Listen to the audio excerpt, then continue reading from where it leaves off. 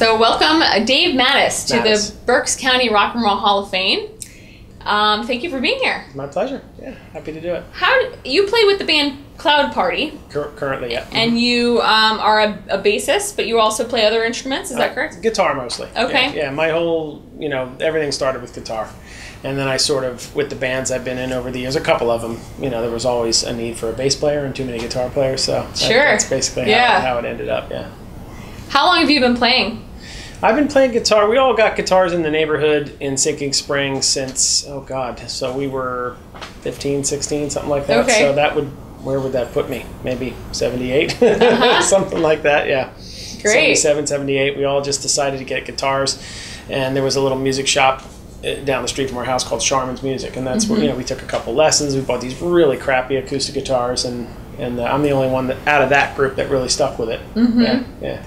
So you've been playing for a long time. I have, yeah. How long has the band Cloud Party been together?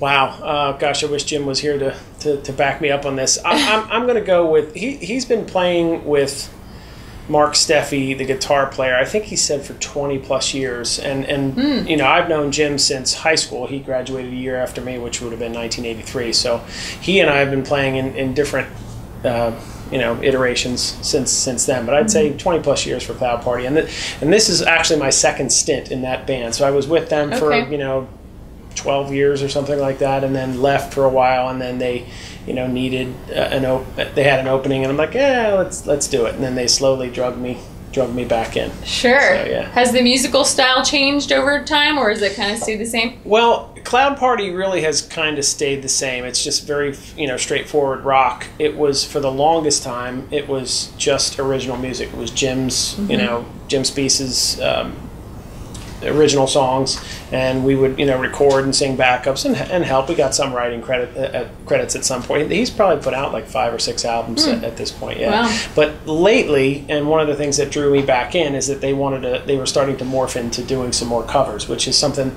I would say back in 1980, whatever band I was in at that time, which was called The Other Band, we just decided to flip over and just do entirely originals and go for it, so to speak. And we never made it, but that was kind of the trajectory that we chose. Neat. Yeah, it was a lot of fun. So you've played with other bands outside of Cloud Party, or I'm sure you have your own musical career. Can you tell us a little bit about that? Yeah. So let's see.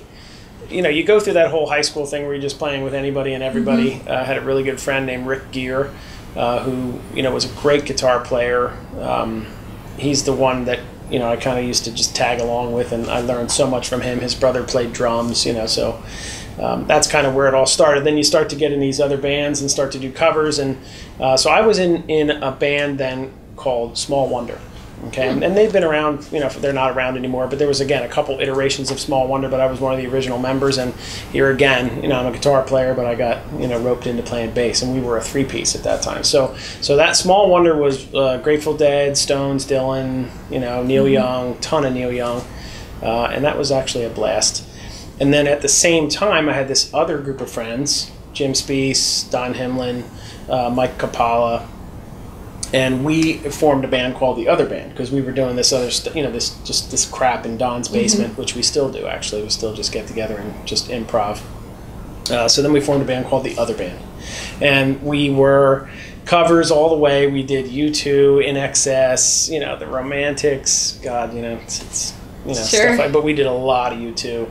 A lot of In Excess, and it was a lot of fun. But all the while, we all had aspirations to write our own tunes. And the guy named Don Himlin, he just approached me in the cafeteria line at high school and said, hey, I heard you play music. I had no idea who he was. We were in sort of different crowds.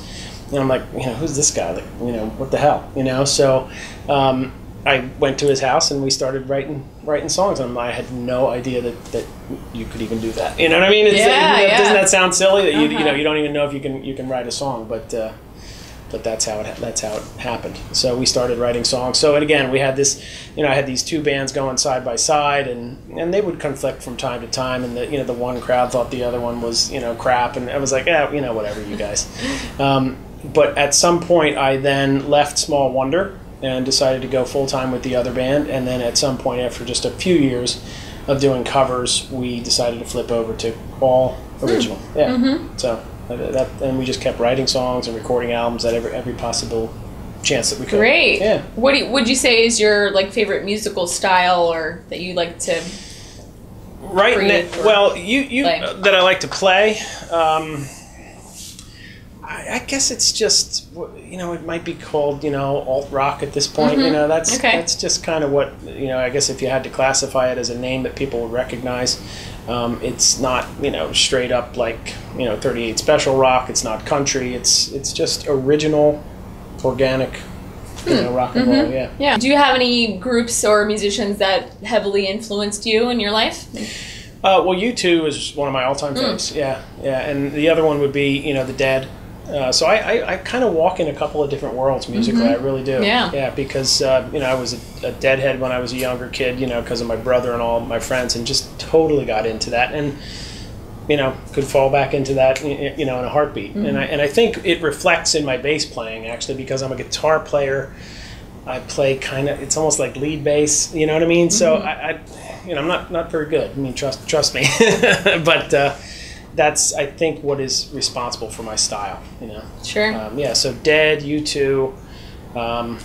Now I happen to like just a lot of female singer-songwriters. Like KT Tunstall is one of my all-time faves. It's a super eclectic mix. Yeah, that's neat. Yeah. The band Cloud Party, do they play? They've been playing locally, I know, for a long time. Right. Do you travel at all, or we really don't? I mean, the furthest we go is like Harrisburg, from time to time. There was a point, way back when, where we were really trying to make it and get signed, and we would just go wherever we could for showcases and this and that.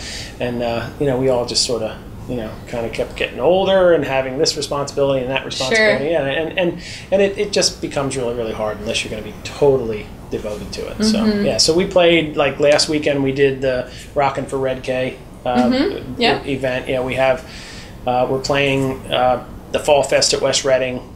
We're one of the bands in line there, before it's Southern Culture on the Skids. We're really looking forward to that. We're great friends with Frank Fields,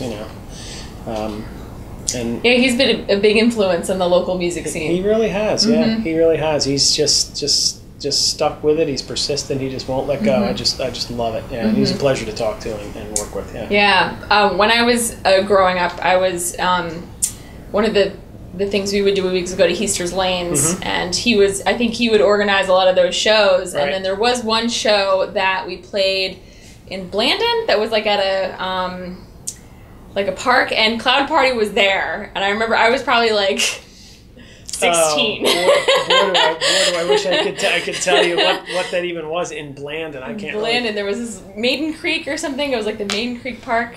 I don't know. It was this really kind of run down little park. I don't think it's a park anymore. Yeah, but we've done, when we look back, Jim and I have been having some conversations lately, like on his, after practice or whatever, we'll sit out back on his house and we'll talk about, where we were, how we got there, were we any good, all of those questions. And when we think about it, it's like, wow, we did a lot of gigs. I mean, we did everything that we could pretty much get our hands on, and some we got paid for, some we didn't, so it's just kind of all in the mix. Yeah. So a nice long history here in Berks County playing. I'd say. Yeah. So for other musicians or people that are trying to learn music, trying to become a musician, do you have any suggestions or, words of wisdom to share? Well, I would say that it's all about the songs. It's all about the songs. So if you're going to be a songwriter and write your own stuff, I mean, that's really what it comes down to. You have to take the leap to start writing your own tunes, and then I feel the only way you're going to get anywhere is if you have like a couple of special songs. Yeah, that's what I've sort of surmised, with the bands that I like and the groups, that I follow. It's all about the songs. Like Jason Isbell kind of a guy. It's like, wow, he'll put out an album that just is loaded with fantastic songs from start to finish. That's really the key. So I don't know if that's advice or not. I don't know. Yeah. Well, thank you so much. It sounds like you have an incredible history, and we really appreciate you taking the time to share that with us here. No, it's my pleasure. Absolutely. Thank you. Thanks for being here. Yeah, my pleasure.